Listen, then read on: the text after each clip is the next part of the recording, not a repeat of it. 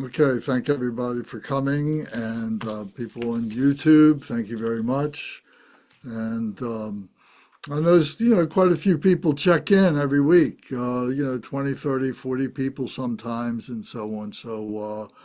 So that's good.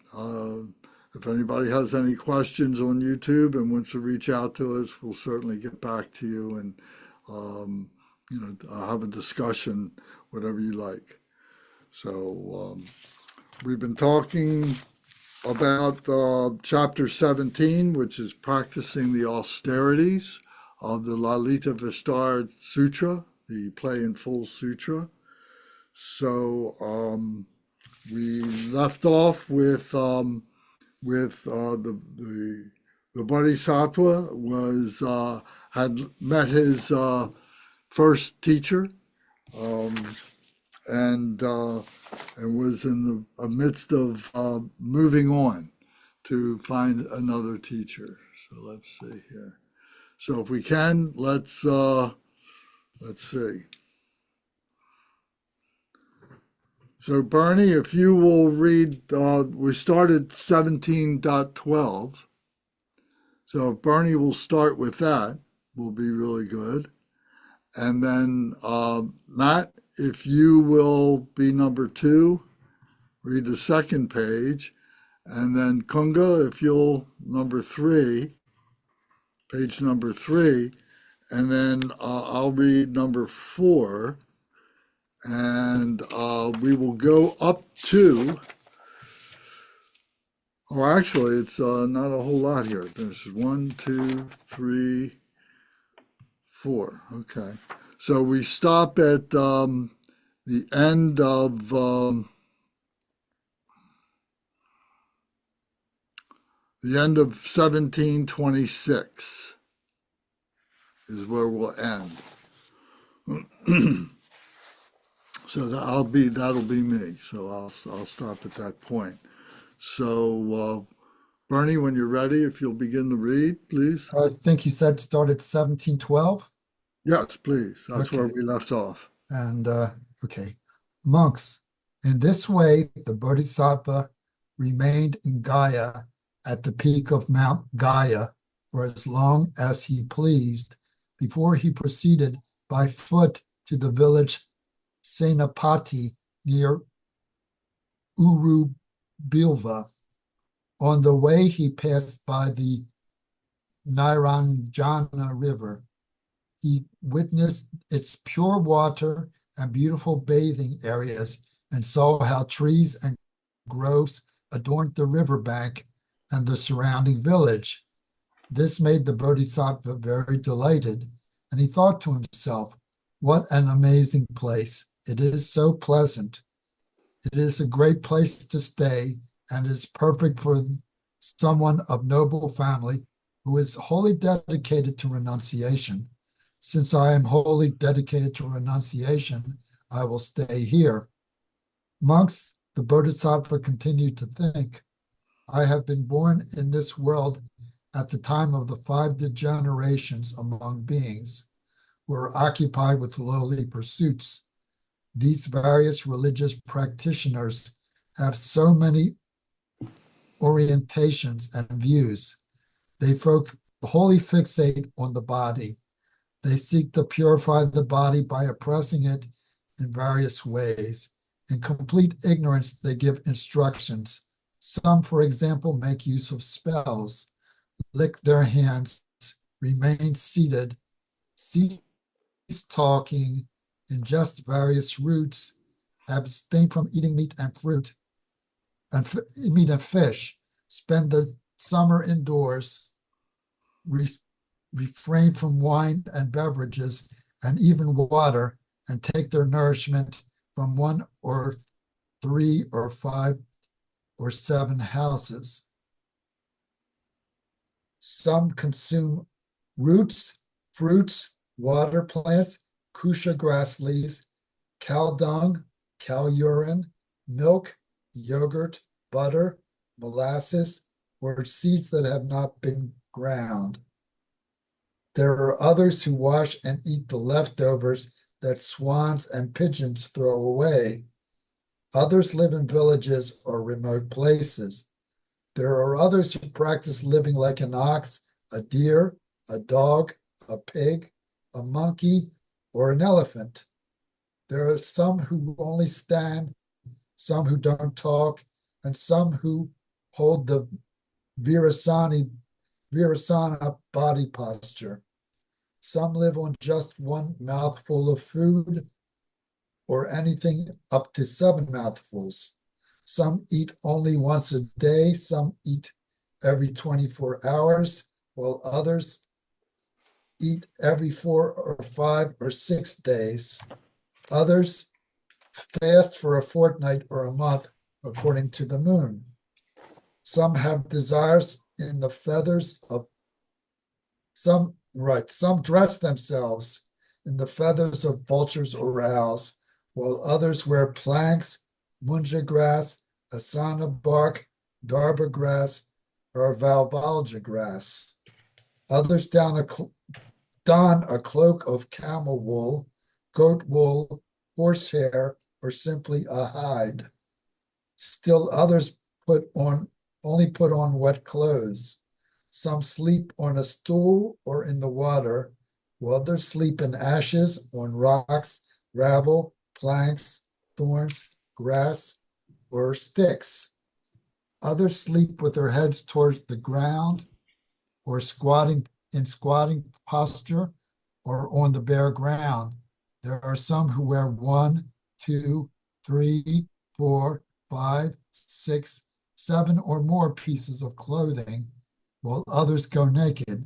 There are some who have a ritual of bathing and others who make a ritual out of never bathing. Some let their hair and nails and beards grow long, while others keep their hair braided in a top knot.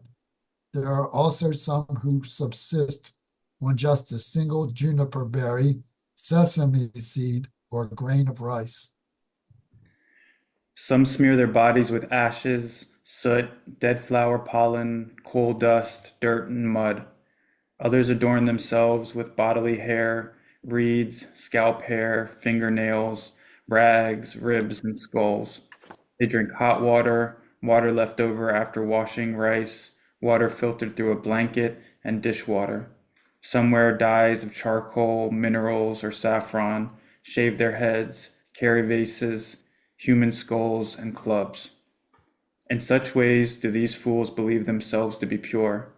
Some inhale smoke and fire, stare at the sun, and perform the 5 fire ritual.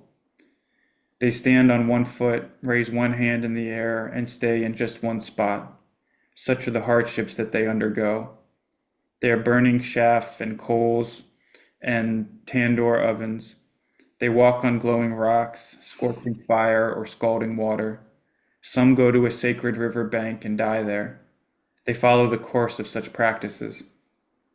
They believe that they become pure by reciting Om Vasat Svada Swaha, the benedictions, collected praises, or invocations, by repeating mantras or dharanis, or by practicing meditation. Considering themselves pure, they take refuge and pay homage to beings that they believe to be essential, such as Brahma, Indra, Rudra, Vishnu, Devi, Kumara, Matir, Katyani, Chandra, Aditya, Vashravana, Varuna, the Vasus, the Asvins, the Nagas, Yaksas, Gandharvas, demigods, Garudas, Kinnaras, Maharagas, Raksas, Bhutas, Kambandas, Pretas, Ganas, ancestors, Pisakas, Devarsis, Rajarsis, and Brahmarsis. They also take refuge in the elements, such as earth, water, fire, wind, and space. Likewise, they resort for refuge in mountains, rivers, sources of rivers, lakes, ponds, pools, oceans, reservoirs, lotus ponds, and wells. Trees, bushes, vines, grass, tree trunks, cow pens, cemeteries, crossroads where 4 roads meet, and markets. They pay homage to houses, pillars, and rocks, clubs, swords, bows, axes, arrows, spears, and tridents. They also believe that yogurt, butter, mustard seeds, barley, magic strings, durva grass, jewels, gold, silver, and other such items are auspicious. This is what these extremists rely on because of their fear of cyclic existence. In doing so, some of them think, because of these methods, in the afterlife we shall find heaven and final emancipation. In this way, they go astray on errant paths. They seek refuge in that which cannot offer protection. They take as auspicious that which is not auspicious. They take as pure that which is not pure. However, if I now attain mastery in the prescribed practices and austerities, all the opposing views will become suppressed. I will then demonstrate to these people who disregard karmic actions the inescapability of the fruits of actions. And as for the gods in the realms of meditative concentration and form, if I can demonstrate a superior meditative concentration, they will become interested. Monks, following up on these thoughts, the Bodhisattva now began a 6-year period of extremely fierce prescribed practices and hardships that were intensely difficult. The hardest of all difficult practices. The reason for calling this difficult practice is because it is excruciatingly difficult, and therefore it is described in such terms. Except for a Bodhisattva who has reached his last existence in rest and equanimity in all pervasive absorption, there is no one, human or non-human, who is capable of undergoing such hardships. This absorption is called all-pervasive because as the Bodhisattva rested in equanimity in the fourth absorption, from the very beginning all movements of the breath slowed down and ceased, and the absorption was non-conceptual. There was no thought, no movement, no conceptual mind, and no change. Yet it was all-pervading and not dependent on anything. Previously, no student, master, solitary Buddha, or Bodhisattva who had taken up such contact had ever entered this absorption. This absorption is likened to space because, like space, which is motionless, uncaused, and changeless, there is nowhere it cannot reach. In that way, it is similar to space, and therefore it is described as such. Monks, in this way, the Bodhisattva displayed true wonders to the worldly ones. He did so in order to shatter the proud satisfaction of extreme practitioners, to vanquish the opponent's attacks, to attract the gods, and to correct nihilistic and eternalists who disregard karmic action. He also did so in order to describe the results of merit, to declare the results of merit, to teach the results of wisdom, to distinguish the levels of concentration, to demonstrate the power and strength of the body, and to develop bravery of mind. For these reasons, the Bodhisattva sat down on the rugged earth, crossed his legs, and began to punish and torment his body through his mental resolve. Monks, for 8 winter nights, I punished and tormented my body. Sweat ran from my armpits and from my forehead. As the sweat fell on the ground, the drops turned into hoarfrost, heated up and evaporated. It was just like a strong man who grabs a very feeble person by the neck and strangles him. Such was the manner, monks, in which my mind brought punishment and torment on my body. Sweat ran from my armpits and from my forehead, and as the sweat fell on the ground, the drops turned into hoarfrost, then grew hot and evaporated. Monks, at that point I thought to myself, I should now practice the all-pervading absorption. And monks, as I was practicing the all-pervading absorption, from my mouth and my nose, all movement of breath ceased, and within the openings of my ears, an immense sound was heard. The sound was as loud and intense as when a blacksmith's bellows is being squeezed. Monks, all the while there was no movement of my breath through my mouth and nose.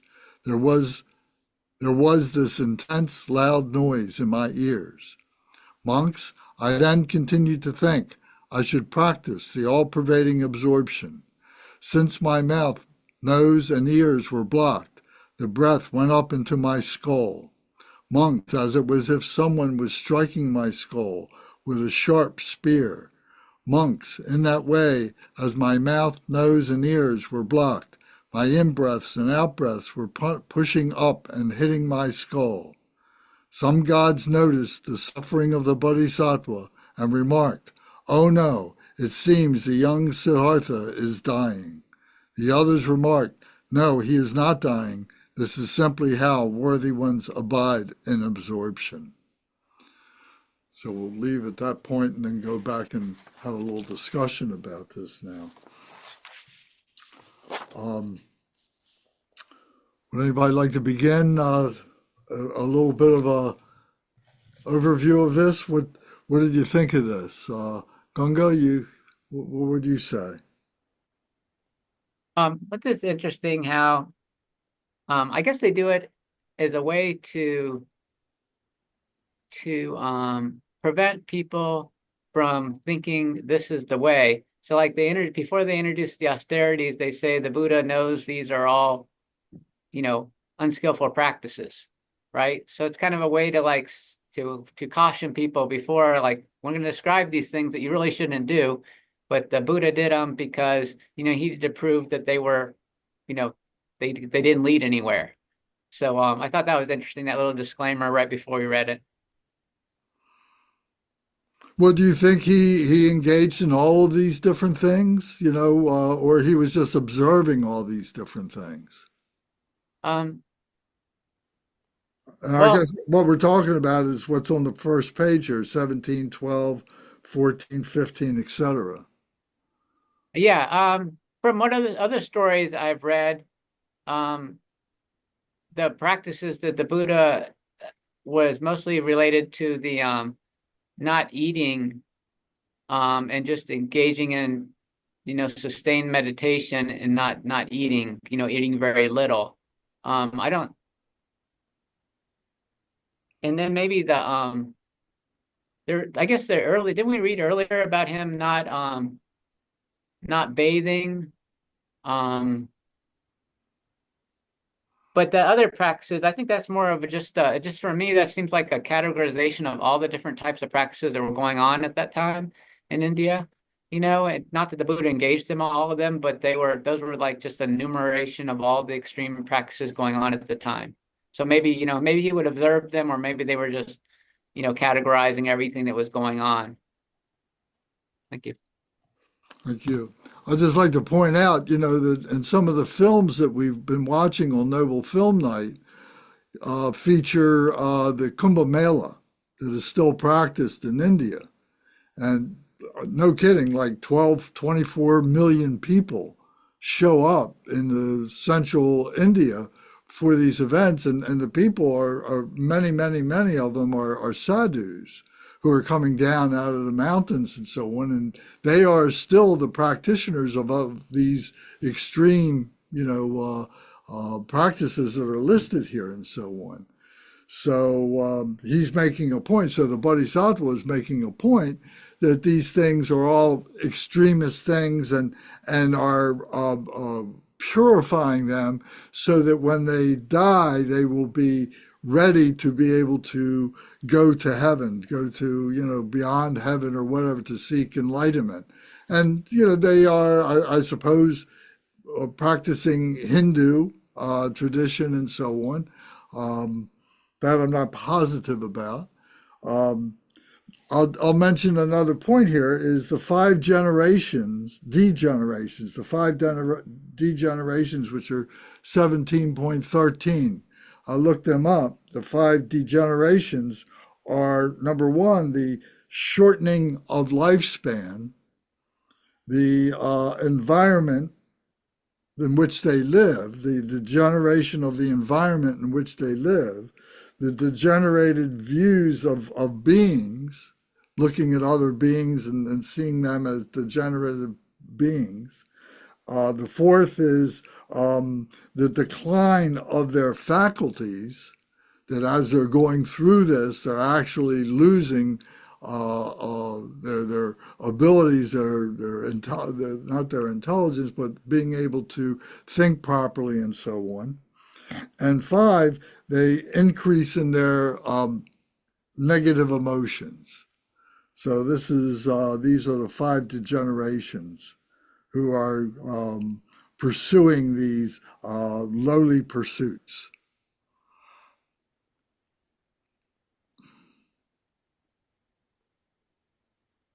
May I just Yes. comment here? Um, well, this chapter really expands on, to me, this chapter expands on the notion, like sometimes in Buddha's prayers, in Buddhist prayers, we say that let us not follow in like mediocre ways or like some lesser vehicle ways, but let's try to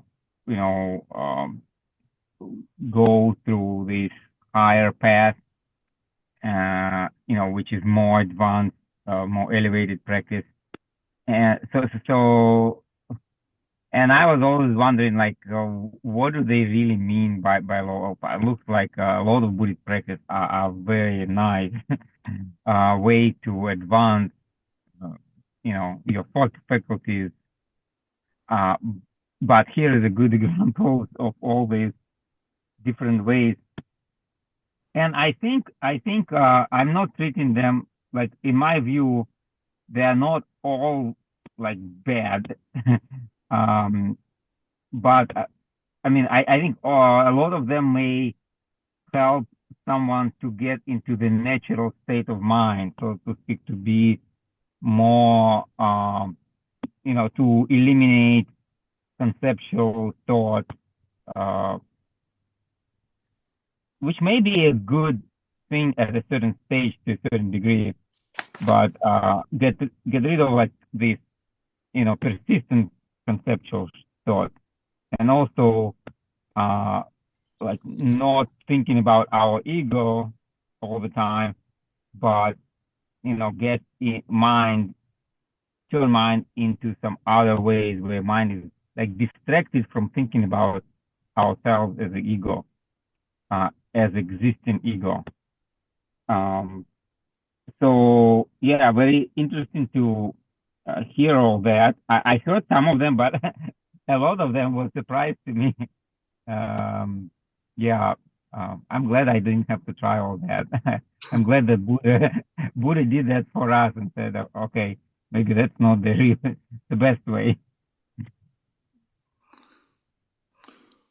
Yes, well, I think in 17.20 is kind of a summation where it says that this is what these extremists rely on because of their fear of cyclic existence. And in so doing, some of them think, because of these methods, in the afterlife, we shall find heaven and final emancipation. In this way, they go astray on an errant path. They seek refuge in that which cannot offer protection.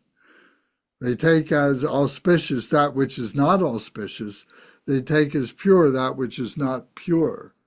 So yeah, so their egos get wrapped up in the persona that they are, these extreme ways of living and so on, these lifestyles. So in those films that I was mentioning, it shows this, and it's sometimes it's comical, and sometimes you can see that there is an absolute devotion. That what these sadhus are practicing is a real devotion. They truly are absorbed in these practices, and maybe to some point, they help their one-pointed mindfulness and so on. So their practices to help them to develop that, but the end result is that they're clinging, they're grasping, they become attached with their egos and so on with these different practices that they do.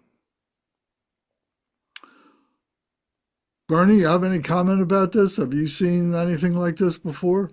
Well, some of these practices they describe here are mentioned in various Hindu texts. So some of like the practice of the 5 fires. And so they're not entirely new to me.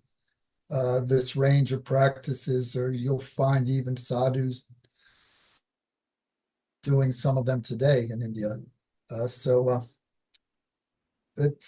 he just basically is what I take it as is just a list of all the various ascetic practices that one can engage in, and from the mistaken idea that these practices generate merit, and merit will lead you to heaven. So maybe not so mistaken from the traditional Buddhist or or Hindu point of view, but aiming at enlightenment is really aiming at something much higher and has to be done on a more subtle level than just physically physically training yourself to endure suffering. So that's all I got out of it. I can't say that I penetrated it in any very deep or profound way. Thank you. Matt, what do you think? What were your thoughts while you read this? I don't know if I have any much to add beyond what other people have said. Obviously I've heard and read about the story of the Buddha and his time practicing the austerities. Um, Yeah, and I guess it makes me think of the importance of wisdom on the path. I would imagine that a lot of these practices, you could probably I don't know a ton about what they're like in actual practice, but reach certain levels of samadhi, of high levels of concentration, or jhanas even, or uh, I think it could probably reach certain states, but I think it lacks the wisdom of that. There's not a state. It's not about reaching a certain state, that it's not that the wisdom of impermanence and ultimately the wisdom of emptiness would be something like that, I guess. Makes me think of, but I don't have that many new thoughts. It's amazing what some people will do and go. And I've seen pictures like you're saying and videos of like, modern sadhus who like will have, keep one hand above their head and do some of these things, which is there's something oddly impressive to me about it too, even though it's, probably not the best path to be taking in life. But like you're saying with the dedication, it's something actually quite amazing that people could get themselves to do that or discipline themselves in that way. Yeah, it makes me wonder about seeing some of the films that I've seen, plus hearing these descriptions and so on, and thinking about what is available to the sadhus and so on. That what influences are they under? There's a pot that's being used. The sadhus are known for smoking. Their pipes and so on, and perhaps there's mushrooms and other psychedelics and so on that are being consumed and so on, and they begin to have these hallucinations of what it would be for them to do these practices that would make them more pure. So they're following these hallucinations.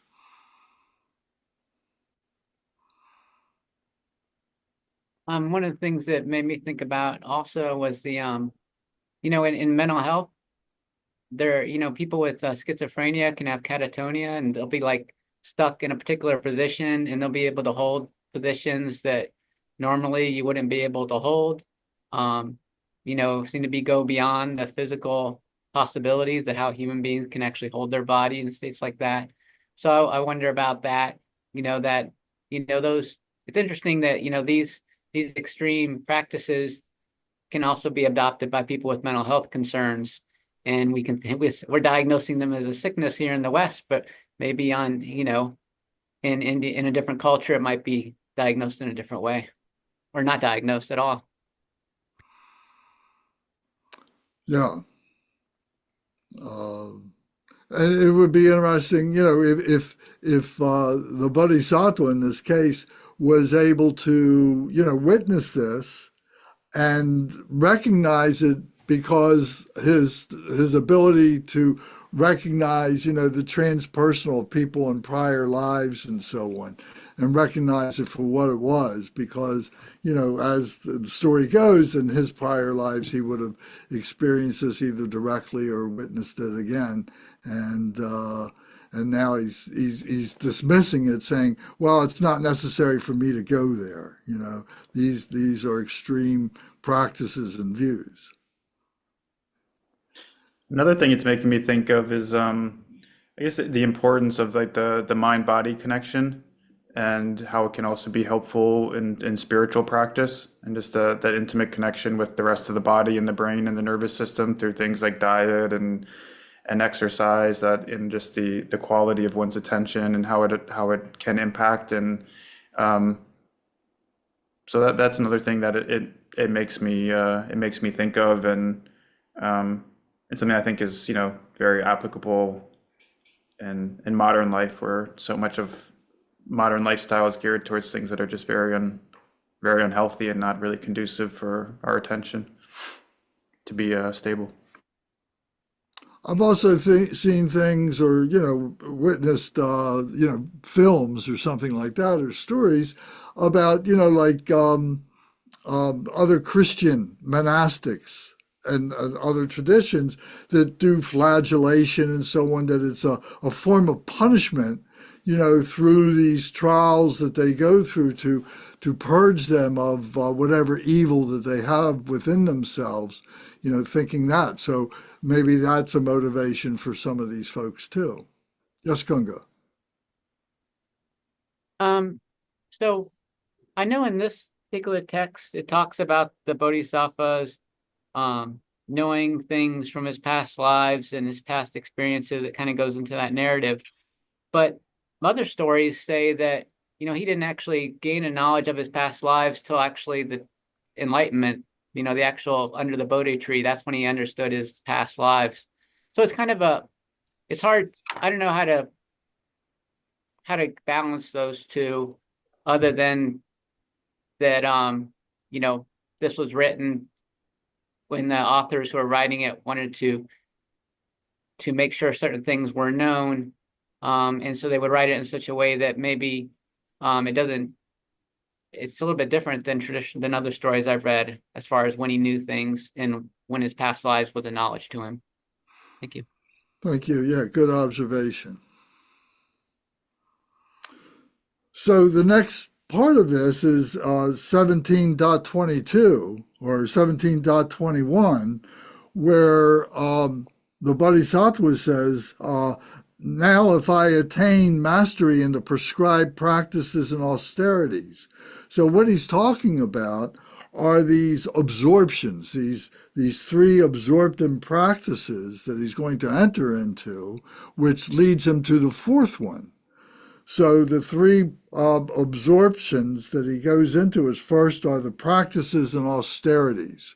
So I guess those are the ritualistic type things that he's engaging in, maybe the mantras that he's reciting and so on like that, and the visualizations he's trying to conjure and so on like that. And the austerities are living very simply and eating very simply and so on like that, depriving himself of any, ordinary comforts. And then the next one was the inescapability of his karmic actions. It says, I will then demonstrate to these people who disregard karmic actions the inescapability of the fruits of actions. So in other words, he's relating to the situation that is given to him and given to others through their lives and so on, and saying, well, this is my karma coming up and ripening, and I need to allow this to ripen. I allow this to come up and to deal with it. It's part of my karmic expungement, if you will, of the causes of those things, and so that I can, more or less wipe the slate clean.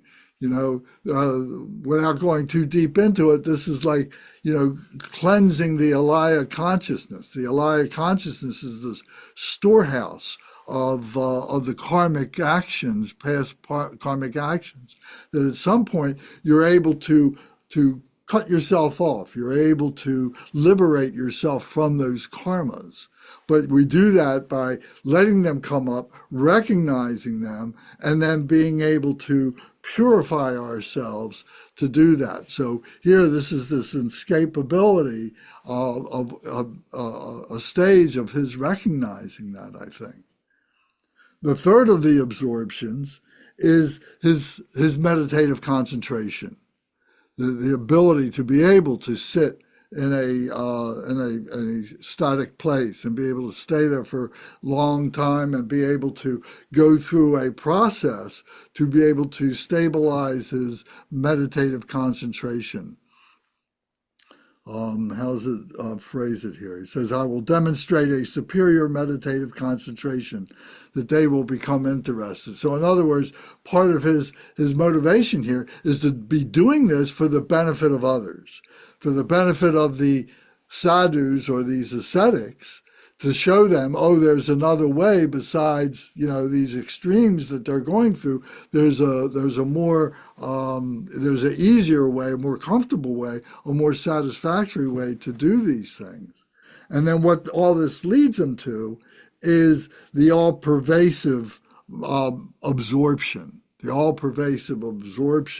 that he becomes, that he becomes the peacefulness is not quite the enlightenment yet, but there is a peacefulness that one finds in this situation, in this all-pervading absorption.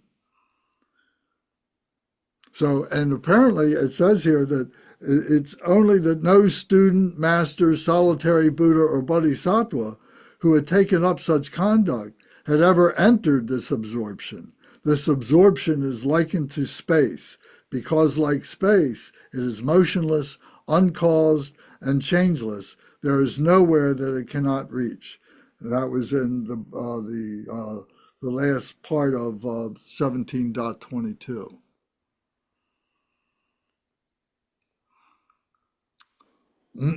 Any comments about that? I have a question for everyone. What do people think is the analogous thing in today for today's people like us, today's modern Western Buddhist practitioner, that like is analogous to what they're referring to with this type of extreme? Like, what is the message to take from that? Like, I've never come across someone who's, doing anything like in a more literal sense like this, where I'm sure there's a few, monks who are flagellating, a few outliers, but of like modern Western, particularly lay practitioners, it seems like for us or people like us, the part that's out of balance is much more on the other side of so much indulgence, so much sense pleasure, so much. What do y'all think? Bernie, would you like to start? What do you think about that? Well, probably the most common type of practice that people are still engaged in these days is some kind of either fasting or restricting how much they speak. These are still pretty common practices. Everybody, well, maybe not everybody remembers God, I'm so terrible with names these days. There was a guy famous in India, a famous spiritual guy who didn't talk for many years. He just wrote on a slate when he wanted to say something. So these sort of practices are still done. They're not very common, but they're still happening. And certainly fasting is very popular these days. And anything which involves restriction of some kind of ordinary pleasure, even celibacy or anything like that, is still practiced, but not to the extreme typically that you'll find here. And of course, it's only a very small number of people in the West who do that kind of practice. Okay. It would seem to me even those types of practices, though, like that would be more in line with things that are subscribed to within the Buddhist worldview, like, for a monk even or something, where there's a restriction in the amount of food and celibacy. Yes, Things well, that don't seem like they would fall under like an extreme austerity. it all comes down to the motivation, what you're doing the practice. The problem is that any spiritual practice can be a source for greater egotism, even mindfulness. So if you're doing it with the wrong, that's why bodhicitta is emphasized so much in Buddhism, because when you practice with the correct motivation, things will go well. If you practice with an incorrect motivation, no matter how good your practice is, all you're doing is reinforcing your ego. I think the main focus here, and I'd like to hear what Kunga and Alex have to say, but I think the main focus, are these absorptions, these four absorptions. This is no matter what, practices that you engage in, is it resulting in these four absorptions? That's the real point, I think. And then Kunga, you have any comment about that or about any of this? Yeah, I'm following up on what Bernie said and what Matthew asked about. At our temple, we do we did a retreat a couple of Saturdays ago. It was a silent retreat, so the participants during the day didn't speak at all, and then we did mindful eating, and we had a vegan meal. So those were kind of Western approaches to some austerity, or introducing that to lay people. I mean, I know in the Vipassana insight meditation, they have silent retreats are pretty common, up to a week, where the participants won't speak at all. They'll have like question and answer periods each day, I think sometimes. But you're basically trying to practice mindfulness and quietness, and you have prescribed eating times. You eat together as a group. You only eat what you're provided with, so you're not having all these choices. You're not using your cell phones or anything. Going to bed at a regimented time. So it's like austerity with your sleeping pattern. Not engaging any type of electronic entertainment at all.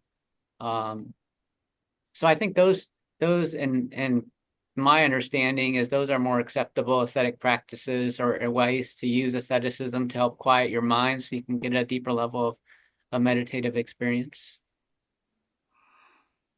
Thank you. Alex, you have any comment about this? I guess not. Okay.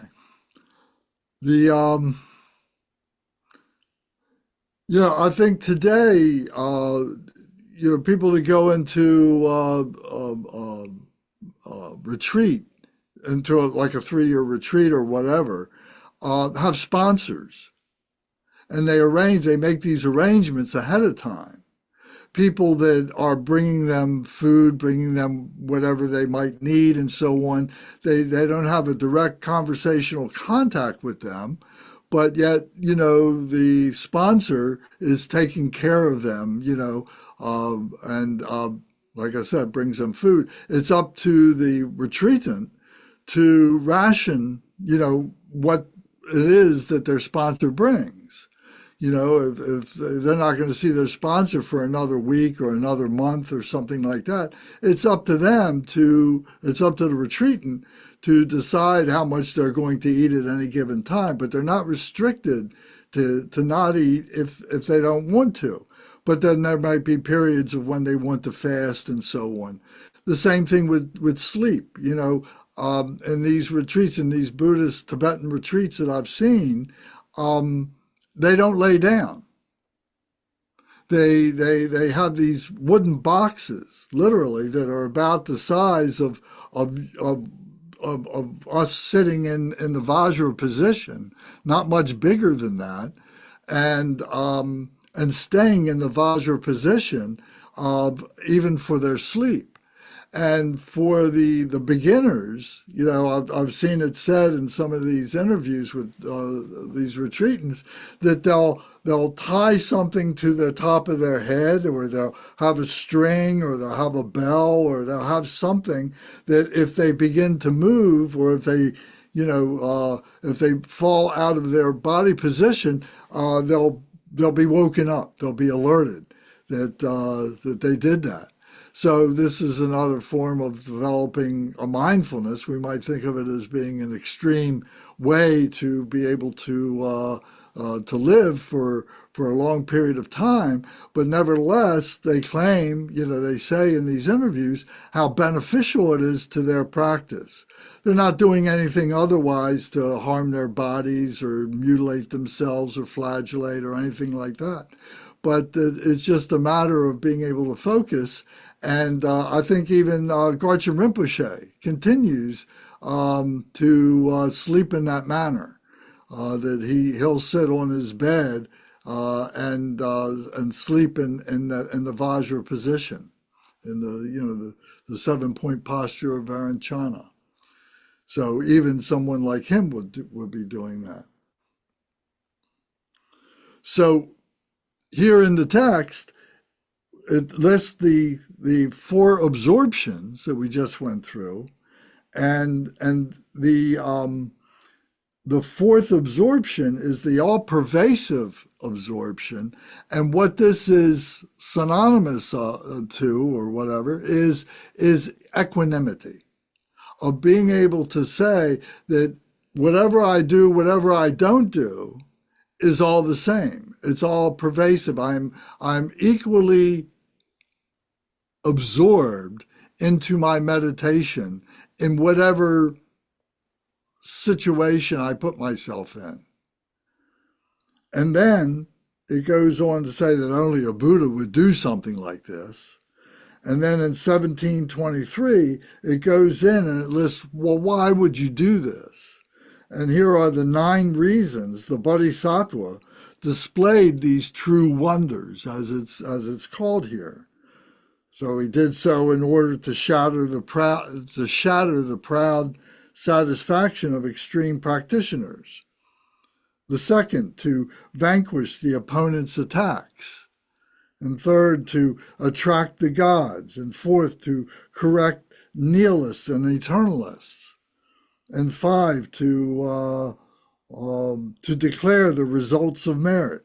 And 6, to teach the results of wisdom. 7, to distinguish the levels of concentration. 8, to demonstrate the power and strength of the body. And 9, to develop bravery of the mind. So these are the reasons why the Bodhisattva is engaging in these 4 absorptions.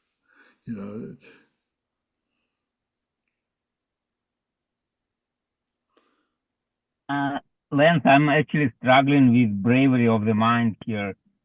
I don't know if anybody has thoughts or examples of like what this is about. I'm sorry, I didn't understand your first sentence. What was the?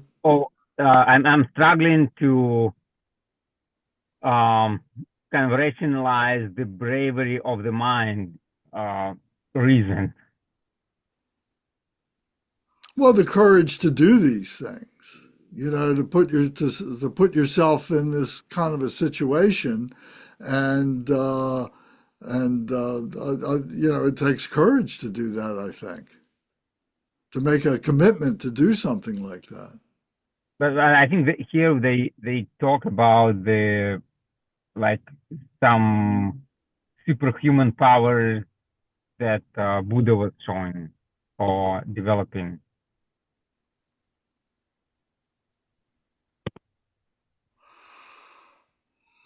If I read it right.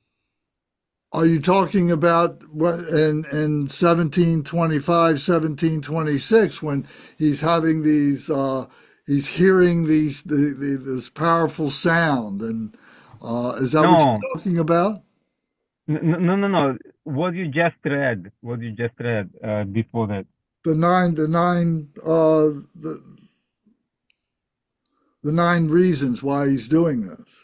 The 9 reasons why he's showing super like advanced or supernatural powers or something. I don't think it's superhuman. I think it's typically human, and he's showing that it's within the human to overcome the gods. Right, but why would you need to be brave? Like, why would bravery have to come in the picture here? That's what. Well, like I said, I think it's an expression of courage, the courage to do this, There's a point at which you engage in these kinds of practices and you question your own sanity. Hmm.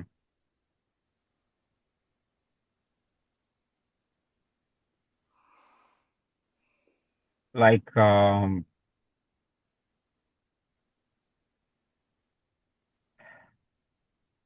but yeah, but that's it.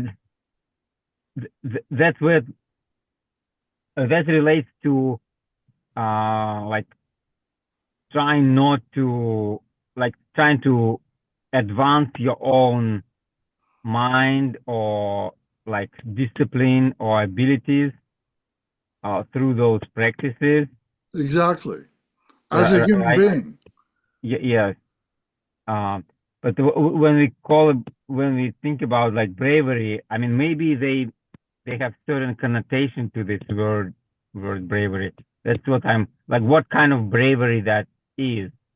Bravery is like overcoming someone's fears, right? Or some kind of like uh, mind construct that makes us uh, well that we create for ourselves that are really illusions, and we're scared to do something because our mind Well, have this. here's what it says right here in the text. It says, Mhm. and to develop bravery of the mind. Then it says, Mhm. for these reasons, the Bodhisattva sat down on the rugged earth, crossed his legs, and began to punish and torment his body through his mental resolve.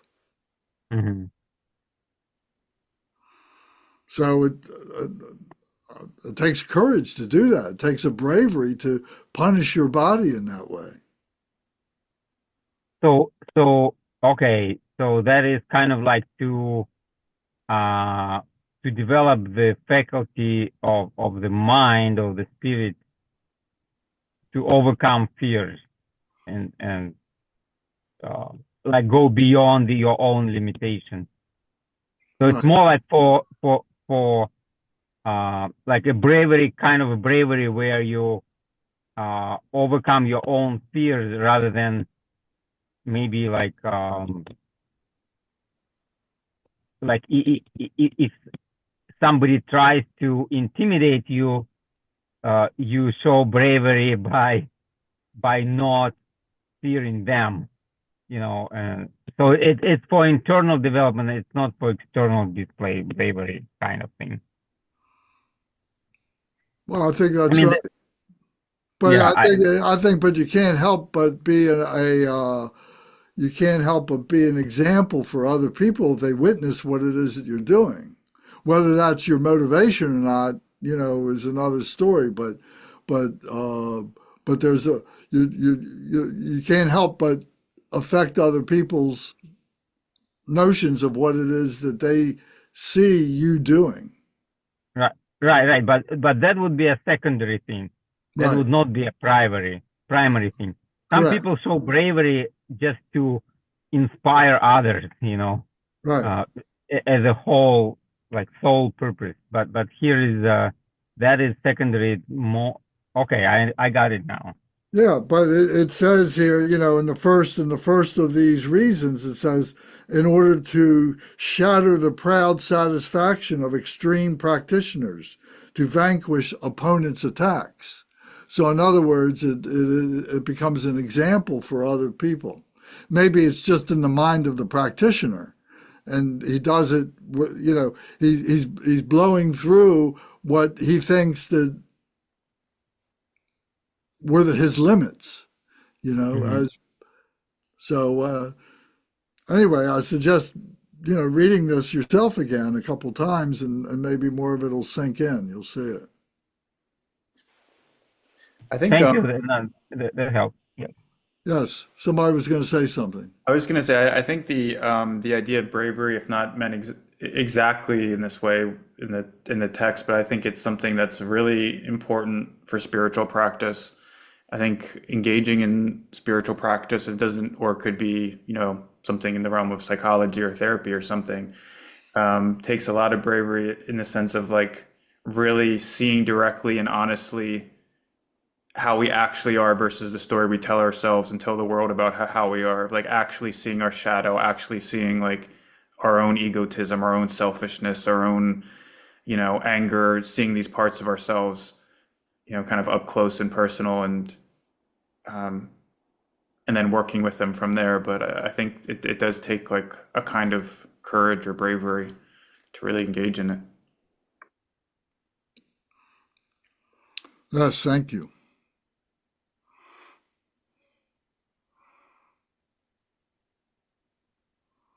So then in 17.28, then it says, monks, at that point, I thought to myself, I should now practice the all-pervading absorption. So he's really getting into it now, and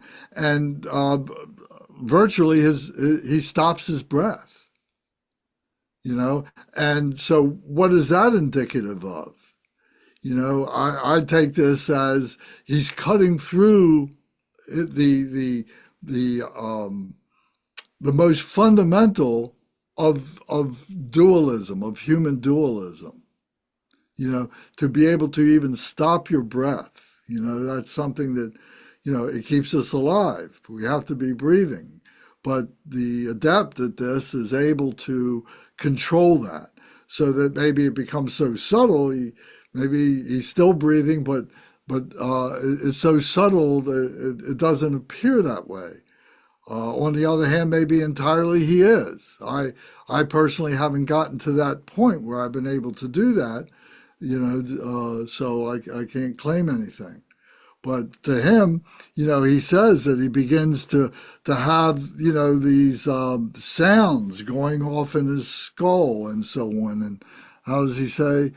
Um, it says, my mouth and my nose, all movement of breath ceased, and within the openings of my ears an immense sound was heard.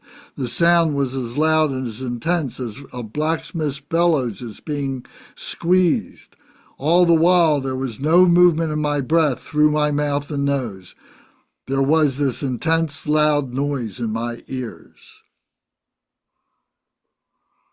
So I can't say that I've experienced that. Whether that's an analogy of a metaphor for something else, uh, I could say that in the most profound meditative experience that I've had, I couldn't stop my brain from thinking, and it was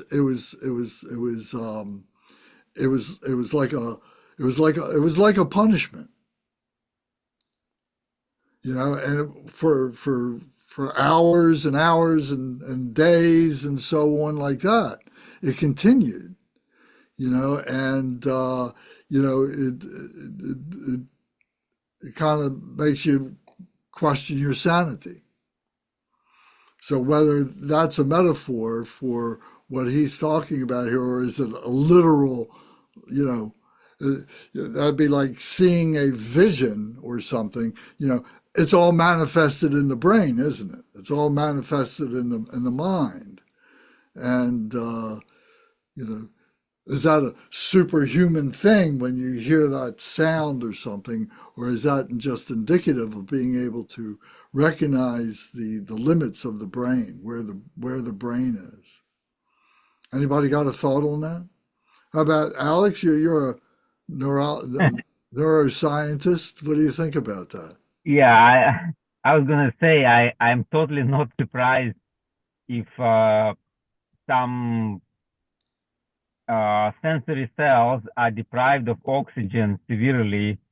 They will be in a state of panic and or just malfunction, and they will produce signals that could be like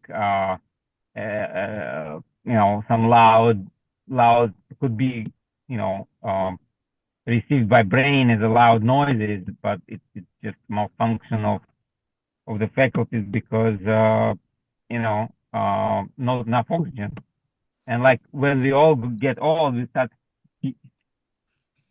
uh, getting ringing in the ears. So this is like one example of that, like not such dramatic. But I think it's not. I think it's not indication of some kind of superhuman ability to hear those sounds.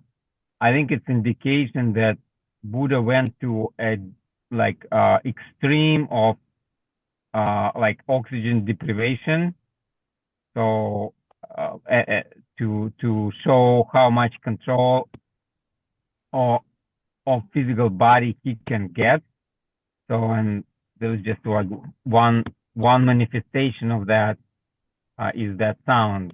But and then the other one that his like breath of his blood was like trying to find source of oxygen somewhere else, and it went through try to get it by opening the skull and all that by rushing to top of his head.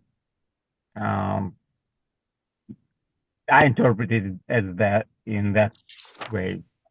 But certainly there is a lot of oxygen is still absorbed by the body through surface. So that's how many yogis able to sustain themselves. And by the way, there are many animals who can hibernate. They can stop their breath. They can stop their heart, like in winter, and their blood stops moving, or moving like very, very slowly. So technically, you can get enough oxygen just through the skin absorption. If your brain is not too active, of course. Bernie, Kunga, you have any comments on this?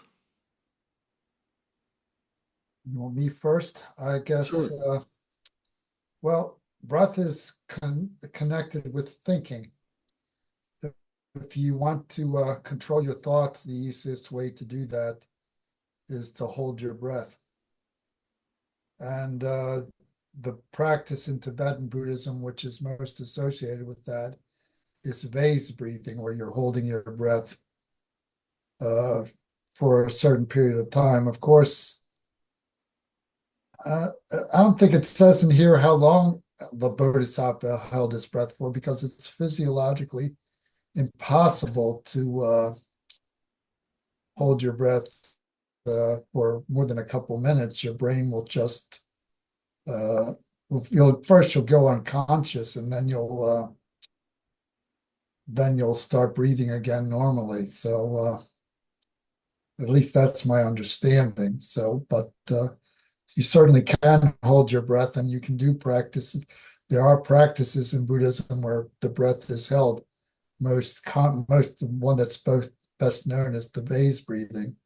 And of course, there's been a certain growth in popularity in breath control in the West, people doing it for the sake of relaxation and not for any particular spiritual reason. So even the US military has got involved in it. So it's beginning to take on a vogue again. So I have nothing more to add than that. Okay, thank you. Kunga, you have any comment? It just sounds like a pretty straightforward description of what might happen if you held your breath for too long, to me. I mean, I can relate to that. I mean, I've never experienced that, but it seems like what was related there is pretty straightforward response of the body to, not getting enough oxygen with that. So I just felt like it was a demonstration of that type of technique and the kind of difficulty of maintaining it, just like, that's going to go later on, talk about the difficulties with, the fasting. Thank you. Okay, thank you. Matt, you have any comment? I mean, some of it sounds like what, in my understanding, are features of some classical features of some of the different stages of concentration. Maybe this is a little bit different in terms of like some kind of holding the breath thing, but it's my understanding, I don't know what stage of concentration in both the Buddhist text and in the Hindu Vedic text, where you reach a certain level of concentration and the breath becomes so subtle that it almost is like as if someone has stopped breathing. I'm sure there's still some very slight breathing, but to the outside, it looks like the person has stopped breathing altogether. That's kind of like a common, almost like mark signpost or something of having reached a certain level of concentration. So that's kind of how I was thinking about it more, but maybe it might not be that. I don't know. All right. Well, let's continue on and read the rest of this now, if that's okay with everybody. Oh, I just want to mention, we Yes. often think that oxygen is required to sustain life, but not really so. Like you just take even a textbook physiology, and like there is anaerobic respiration, so to speak, anaerobic energy production that's possible in every cell of the body. It just it's just less efficient. You still you do need your like store of sugar. You need your like glucose in the blood, but glucose in the blood can produce energy without oxygen easily. Like it just like 9 or 10 times less efficient than with oxygen. So yeah, if the brain is calm to the point that it's not consuming all that energy, it's possible to get this to survive that through that anaerobic type of energy, conversion. But of course, some part of our bodies like are used to regular energy consumption, so they will panic a little bit at some point, and they'll throw their signals. But overall, it's like not without not impossible to Okay. stop breathing altogether. Thank you. Well, I'm sure we'll come back to these points again. All right. So, Bernie, will you start on 17.27? And then next is Matt, if you'll read the next page. And then after that, then Kunga, if you'll read the page after that, then I'll read the page after that. We continue that until we finish this. It's only, we only go through, we each get a couple turns at it. So it's doable to be able to do this. Okay, so Bernie, when you're ready, please. Okay. On this occasion, they then sang these verses. May this son of the Shakya kings, who has not fulfilled his aim in the forest here, not pass away without fulfilling his intention, and thus leave the triple world suffering and without a defender. Oh no, you are the essential being, and your commitment is strong. Protector, previously in the heavens of joy, you invited us to hear the gift of the sacred Dharma, but now where is your resolve, O great pure being? These gods then went to the gods of the heaven of the 33 and told Maya Devi, it seems that the young prince is about to pass away. Maya Devi surrounded herself with a retinue of goddesses, and at the midnight they went to the bank of the Naranjana River where the Bodhisattva was staying. He saw how the Bodhisattva had become, and it appeared as if he had died. Upon seeing this, she was choked with tears and began to weep, and then sang these verses. When I gave birth to you, my son, in the Lumbini Grove, without support like a lion, you took 7 steps on your own. You gazed at the four directions, and said these beautiful words. This is my last birth. These words will now never come to pass. Asita predicted that you would be a Buddha in this world, but his prediction was wrong, as he did not foresee impermanence. My son, you have not yet had the joys of a universal monarch's splendors, and you are passing away in this forest without attaining awakening. To whom can I turn to about my son? To whom shall I cry out my pain? Who will give life back to my only son, who is barely alive? The Bodhisattva answered, Who are you? You cry so heart-wrenchingly, with disheveled hair and your beauty impaired, lamenting your son so intensely, and throwing yourself on the ground. Mayadevi replied, It is I, your mother, O son, who for 10 months carried you in my womb like a diamond. It is I who now cry out in despair. Then, in order to console her, the Bodhisattva told her, As for grieving for your son, there is no need to worry. Your hardship will pay off. Renouncing the world for the sake of awakening is indeed meaningful. What the priest Asita predicted shall come true. Likewise, the prediction of Dipankara shall come to pass. It is possible that the world may break into 100 pieces, and the jewel peak of Mount Meru may fall into the ocean. The sun, the moon, and the stars may fall to the ground. Yet although I am an ordinary person, I will not die. Therefore, do not bring misery on yourself. Before long, you shall behold the awakening of a Buddha. As soon as Mayadevi heard this, she became overjoyed, and the hair on her body stood on end. Sprinkling the Bodhisattva with Mandarva flowers, she circumambulated him 3 times. Then, accompanied by heavenly music, she went back to her abode. Monks, at this point, I thought to myself, because some religious practitioners and priests believe that one becomes purified by eating very little food, I must also be diligent in fasting. Monks, I realized that I should henceforth live on a single juniper berry and restrain myself from eating too. Monks, you might think that the juniper berries of that time were larger than now, but that is not the case. They were just as they are now. Monks, as I now began living on just a single juniper berry, never taking a second, my body became extremely weak and emaciated. Monks, my limbs and joints began to resemble the knots of the asitaki plant of the kala plant. My rib cage resembled the sides of a crab. Like an old stable for horses or elephants, where the 2 sides have caved in and made the inside rafters visible. The inside of my chest became visible through both sides of my ribs. My spine appeared uneven and rugged like a braid of hair with all its ups and downs. Just as a bitter gourd that has been cut too early withers, dries out, and develops cracks, likewise my head began to wither, dry out, and develop cracks.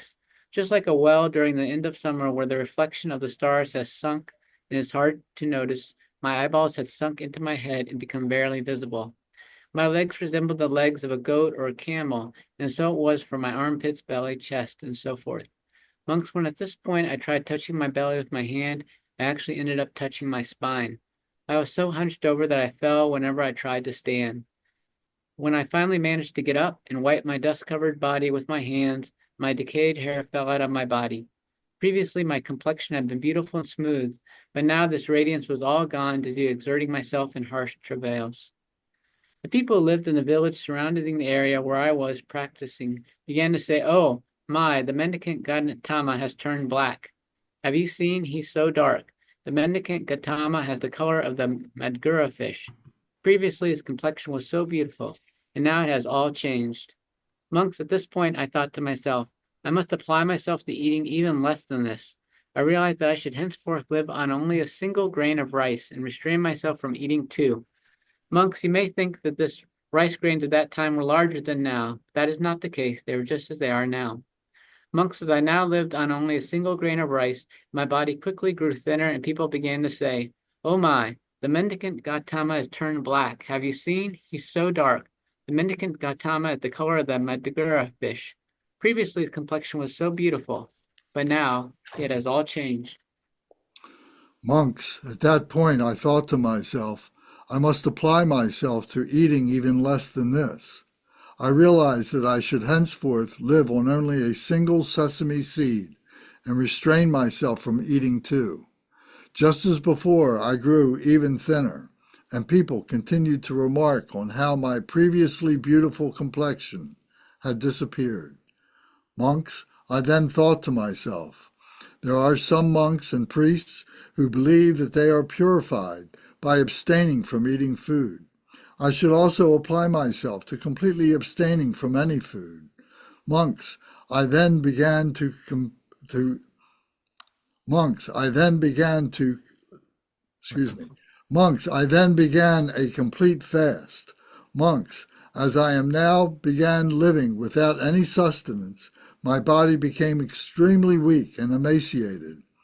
Monks, my limbs and joints gradually became twice, 3 times, 4 times, 5 times, and finally 10 times as thin as the knots of the asaki and kala plants. My rib cage resembled the sides of a crab, and it looked like a collapsed stable within rafters exposed on either side. My spine appeared like a braided tuft of hair. My skull looked like a cracked gourd. My eyeballs appeared like stars in a sunken well. Monks, whenever I thought I should stand up, I tried to do so, but my body was so hunched over that I fell every time.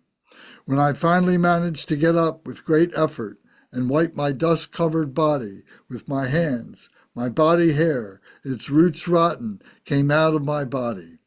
Previously, my complexion had been beautiful and smooth, but now this radiance had disappeared because of exerting myself in extreme austerities. The people who lived in the villages surrounding the area where I was practicing began to say, "Oh my, the mendicant Gautama has turned black. Have you seen? He's so dark. The mendicant Gautama has the color of the Madgura fish. Previously, his complexion was so beautiful, but now it has all changed." During this time, King Suddhodana sent a messenger every day to see the Bodhisattva. Monks, in this way, the Bodhisattva displayed true wonders to the world. He did so in order to shatter the proud satisfaction of extremists, to vanquish the opponent's attacks, to attract the gods, and to show the nihilists and eternalists who disregard karmic action and the ripening of karmic results. He lived on just a single sesame seed, a single juniper berry, and a single grain of rice in order to demonstrate the accumulation of merit, to teach the qualities of great wisdom, and to distinguish the levels of absorption. In this way, he demonstrated hardships for 6 years without ever weakening his resolve. The Bodhisattva maintained sitting cross-legged for 6 years. He simply sat the way he was, without forsaking his activity. When the sun was shining, he did not seek shade. When the shade fell upon him, he did not move into the sun. Never did he seek shelter from the wind, the sun, and the rain. He never chased away mosquitoes, bees, and poisonous snakes. He did not defecate, urinate, spit, or blow his nose. Neither did he bend his limbs or stretch them out. He never lay down on his belly, side, or back. The hot season, the winter, and the great clouds, storm, rain, and lightning of autumn all assailed the body of the Bodhisattva. In fact, the Bodhisattva did not even use his hand to shelter himself. He did not block his senses, but neither did he follow after the objects of his senses. Those who passed by the Bodhisattva, such as village boys or girls, ox herders, cow herders, grass collectors, wood collectors, and those looking for dung, all thought he was a demon made of dust.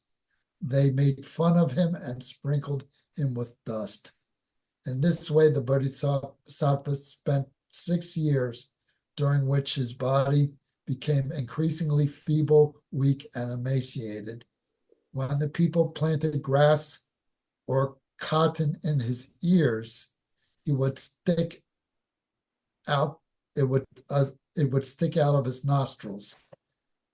When they did the Same with his nostrils, the grass and cotton would emerge from his ears. When they placed things in his ears, they would stick out of his mouth. And when they stuffed things in his mouth, they would come, excuse me, they would come out of his ears and nose. Things put into his nostril would appear out of his ears, nose, and mouth.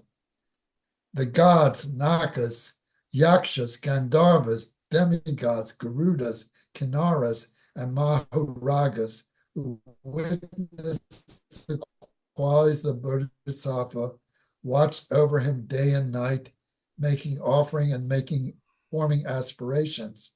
When the Bodhisattva demonstrated austerities for 6 years, 1,200 billion gods and humans were matured in the 3 vehicles. On this topic, it is said, the Bodhisattva left his home in possession of all good qualities.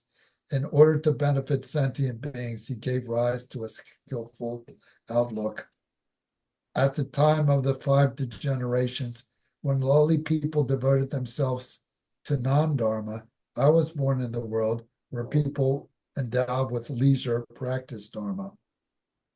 The world is full of extremists who act out of curiosity or for the sake of good luck, making their own bodies into tools. These childish people think that they are purified.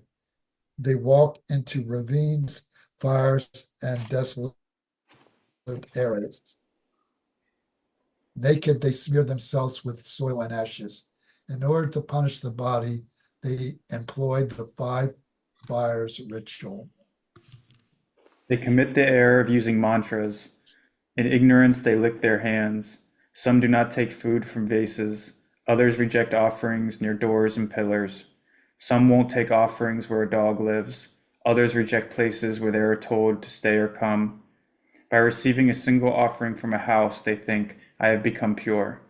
Some reject butter, oil, molasses, and yogurt. Others won't eat fish, meat, and milk. Instead, they eat vegetables and grain, lotus roots, and gardula seeds. Living on roots, fruits, and leaves, they wear grass, mendicants' robes, and skins. Still others wander naked. Such fools think that they have grasped the only truth. Some hold up their hand outstretched. Others keep their hair in a braided knot. Straying from the path, they have lost the path. Yet they hope for happy rebirths. They sleep on beds of grass, sticks, and ashes. They sleep on thorns or sit upright. Some always stand on one leg, staring with their faces upturned at the sun and the moon. They also venerate springs, lakes, and ponds, the ocean, rivers, the sun and the moon, trees and mountain peaks, rocks and soil. These fools use many different methods, trying to purify their bodies. Because of their wrong views, they will quickly fall into the lower realms. The intense hardship that I now intend to engage in will consist of austerities, discipline, and adversities that no god or human can perform. My concentration will be one that even solitary Buddhas cannot demonstrate. Stable and firm like a diamond, I will not practice the all-pervasive concentration. There are gods and humans who delight in the distorted discipline of extremists. In order to ripen these beings, I will not practice fierce hardship and discipline. Sitting cross-legged on a bare ground, I demonstrated the method of subsisting on a single berry, sesame seed, or rice grain. Cutting off all movement of the breath, immutable, he showed his strength. For 6 years, he practiced the supreme concentration, the all-pervasive concentration. Without any conceptual thought, immutable and mentally still, he practiced the all-pervasive concentration that merges with the elements of space. He neither moved from the sun to the shade, nor from the shade to the sun. Immutable like the central mountain, he practiced the all-pervasive concentration. He did not protect himself against the wind and the rain, nor mosquitoes, poisonous snakes, or bees. With a completely undisturbed behavior, he practiced the all-pervasive concentration. Not merely for his own sake did he practice the all-pervasive concentration, with compassion for others he practiced for their sake as well. Yet village children and cowherders and those who gather wood and grass thought that he was a demon made of dust and covered him in soil. They even covered him with impure substances and harmed him in many ways. Yet immovable and calm, he practiced the all-pervasive concentration. neither getting up nor lying down. He did nothing to protect his body. He did not defecate, nor did he urinate. When sounds were heard, he was neither startled, nor did he avert his gaze. His flesh and blood dried out, so that the bones and tendons stuck out through his skin. His spine could be seen through his belly, twisted like braided hair. The gods, demigods, Yakshas, Gandharvas, and Nagas, who supported him, made offerings to him day and night because of seeing his qualities. Since his mind is like the sky, he practiced the all-pervasive concentration. May we also quickly be like him. Such aspirations did they make. Motivated by compassion for others, he sought to bring about vast benefits to the world. He did not practice for himself, neither for pleasure, nor to feel the taste of absorption. He overcame his opponent's attacks. He outshone the feeble minds of extremists. The actions and deeds that were described by Kasyapa were now being demonstrated. This awakening was the same as the awakening of Krakuchanda. It is difficult to find, even over many eons, in order to bring benefit to mankind. He practiced the all-pervasive concentration. There are 1,200 billion gods and humans. They are guided in the three vehicles. It is for their sake that the one with excellent intellect practiced the all-pervasive concentration. This concludes the 17th chapter on practicing austerities.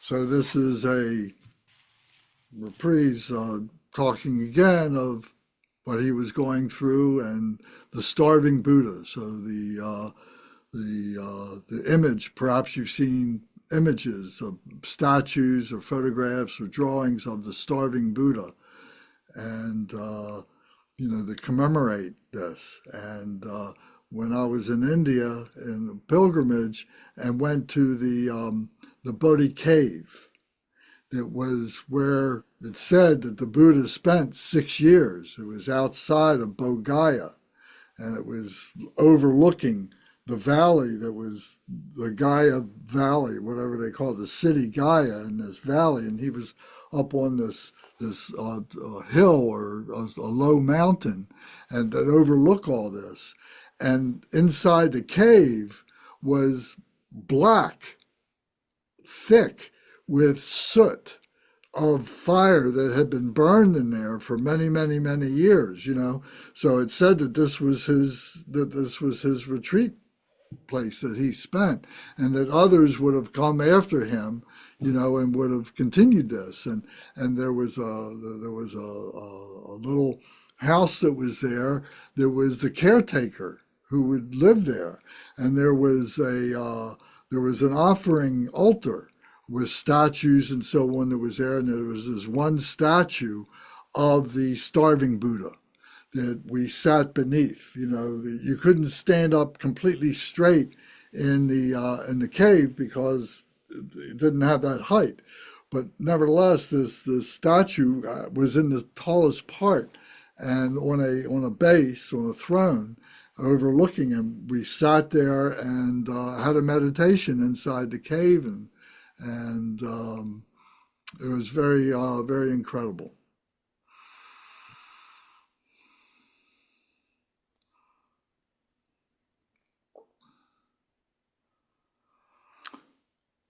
So does anybody have any comments? What do you think about the conversation between his mother and himself? Was that a hallucination?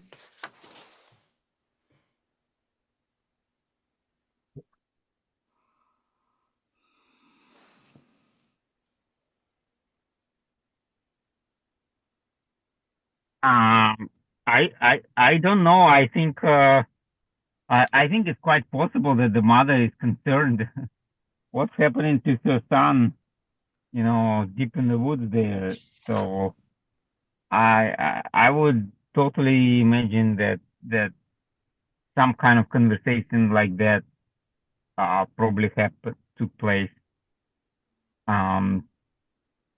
But overall, like I did heard about different austerities, but today I'm like deeply struck how actually extreme those austerities went, and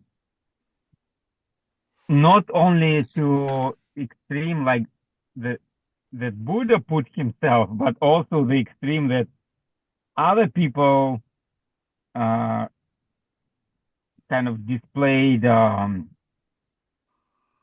let's say, try to challenge Buddha, y- you know, try to challenge against his determination and his one-pointedness, and yet with all these extreme actions that people were taking, he was staying there.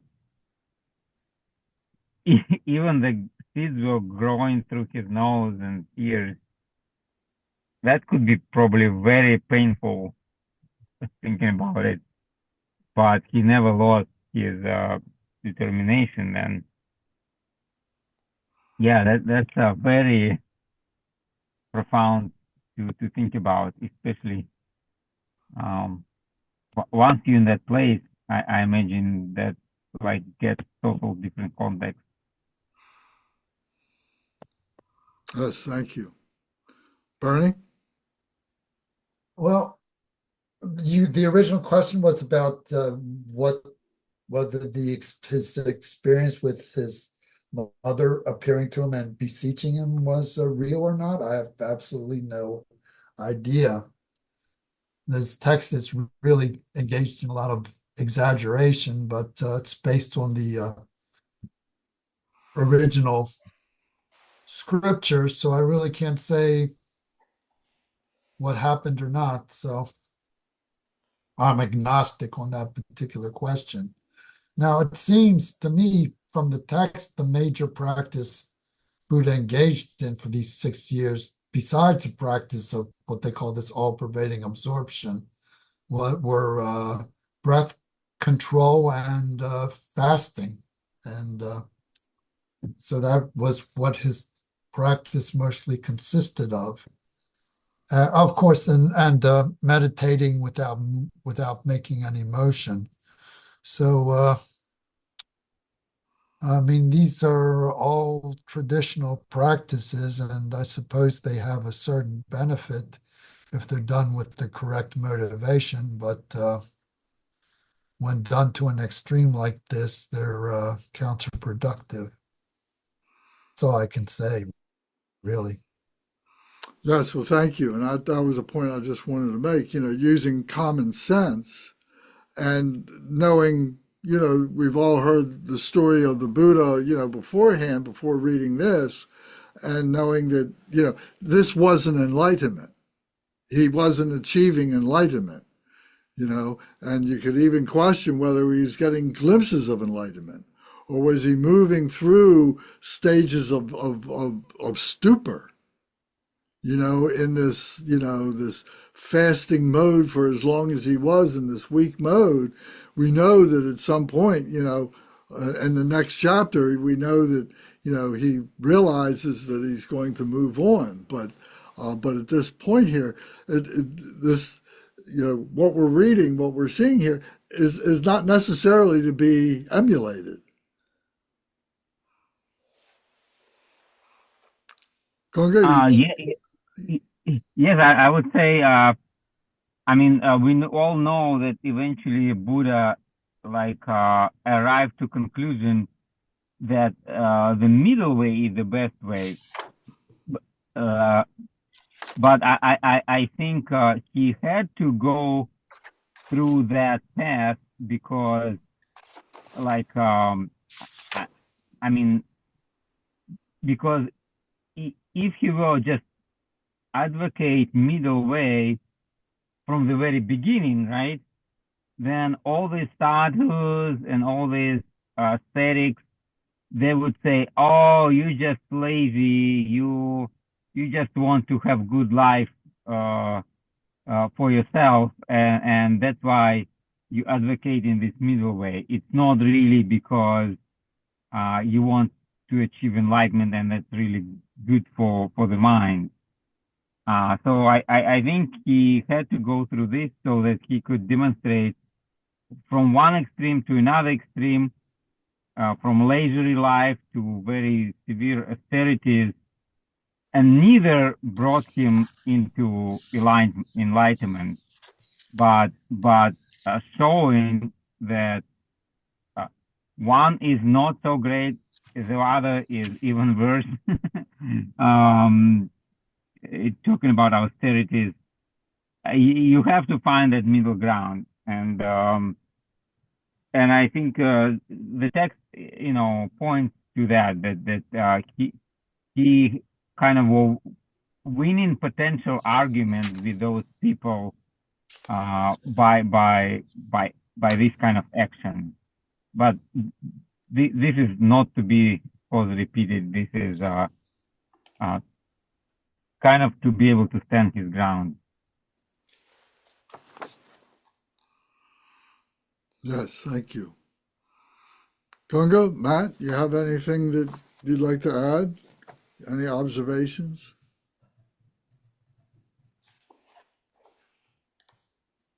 No, I don't think so. It's pretty clear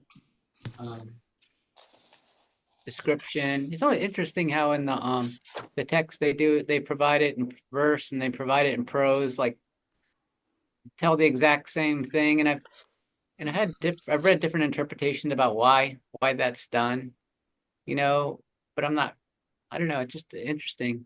At first I thought it was just because they were just combining different texts, so they had both ways of telling the story, that they just included them both rather than selecting a single to focus on. But it seems to be prevalent in a lot of the sutras, especially in the Lotus Sutra, where they'll tell something in prose and they'll tell it in verse, the exact same thing in slightly different language. Sometimes it seems like that's the Buddha's talking in verse and the prose part is more of a descriptive. But I really don't know what the point of that is. Thank you. I can think of this point. I think a lot of this was oral tradition. And in oral tradition, if you want to remember something, you want to tell it at least 2 times. Because that's how our brain works. I mean, it really remembers things when things are repeated 2 or 3 times.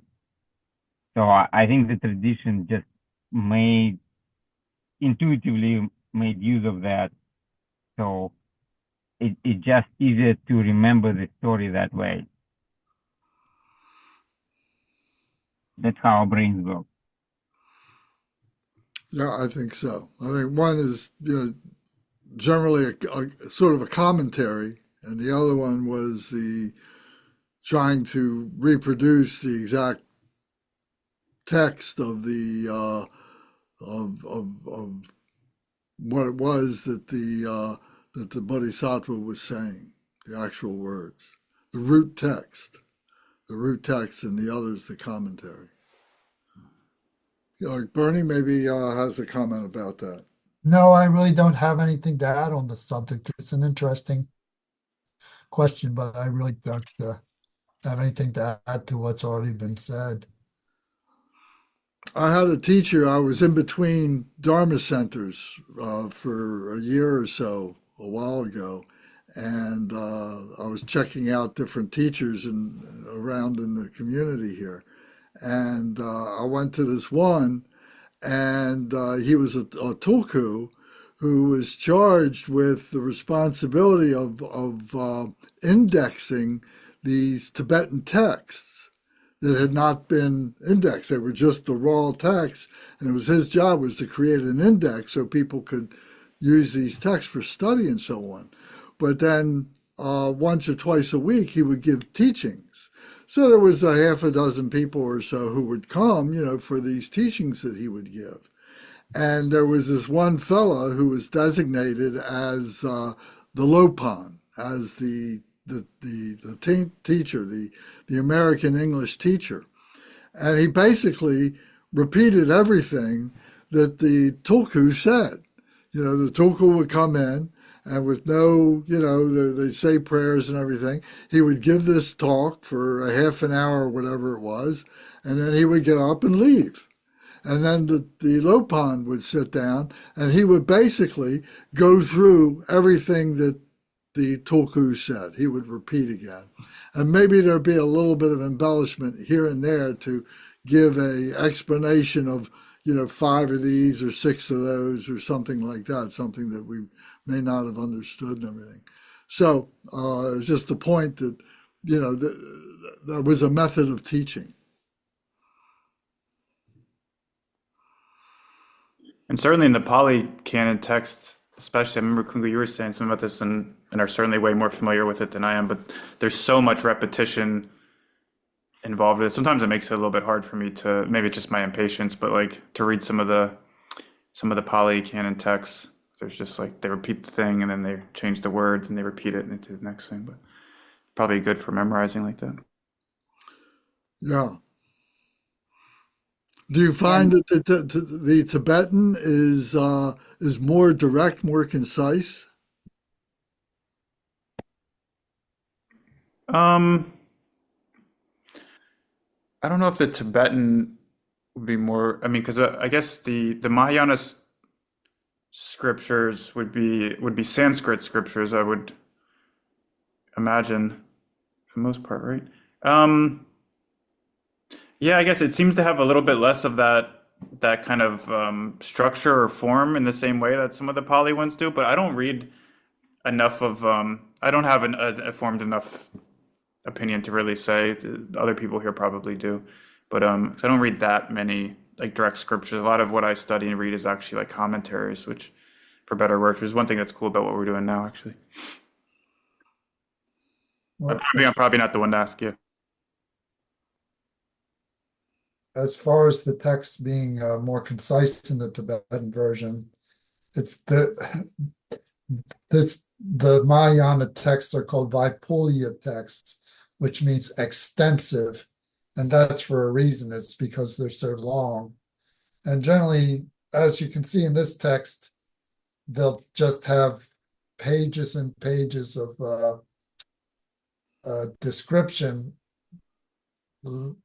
placed on top of the basic story. They'll just expand everything, and they'll go into, I mean, everything is just, they could have said Buddha went into the forest for 6 years and practiced austerities, including controlling his breath and not eating, and he became very thin and weak. Could do all this in half a page if he wanted to, but this is taken out into an entire chapter, and the whole text is like this, as everybody who's been following it knows. So yeah, it's very repetitive, but in a different way. It's just that they're piling description on top of description, but it's basically a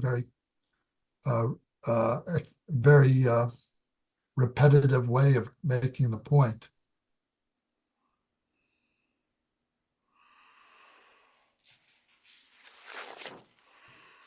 Well, I've read an English translation of a Chinese sutra.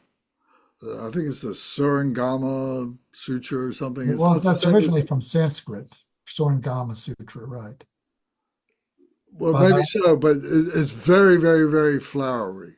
yeah. That I did not enjoy reading that because it was very extensive and just kept on going on. But the 84,000 translations, are, of course, these are English translations of the Tibetan, which I guess came from what, the Pali or the Sanskrit or even the Chinese. Where did the Tibetan come from? It's from Sanskrit, of course. From the Sanskrit. Yeah, that's what I thought. So it's much more direct. Well, they're choosing the text to translate first, and the ones that they're translating first are both the most important and the most accessible. So we're maybe getting a biased sample here of all the texts from the ones that have been translated so far.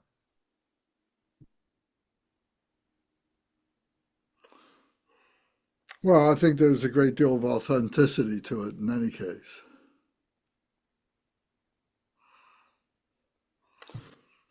Well, thank you. I don't think there's a whole lot more to say about this, unless you want to, we just talked about the repetition of it. So, you can read this again if you like, and we'll get to the next part, 18 next time. 18 and 19 are short, relatively short chapters, so perhaps we'll be able to get through that in one evening. More likely it'll be two. So, the Naranja Jana River. So that was the river that flows through when you come down out of the Mahabodhi cave.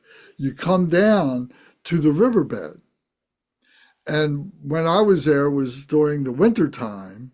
It was January. Excuse me. It was February, and the monsoon rains come in the summertime. So during the winter time, it's perfectly dry, and the riverbed is maybe, I don't know, a quarter of a mile or maybe less. And we had to walk across it, and it's all stones. It's all, maybe about this size stones like this. And you're crunching along, going there and so on. And this is where, the story is that the Buddha came down and was going to the village and was crossing over this riverbed. And this is where he meets the goat herder girl and so on, and he begins to eat. So the point I'm trying to make is these are places that you can go to. They're still there, and it's quite impressive to be walking and being in those places at the same time. It really makes these stories come alive.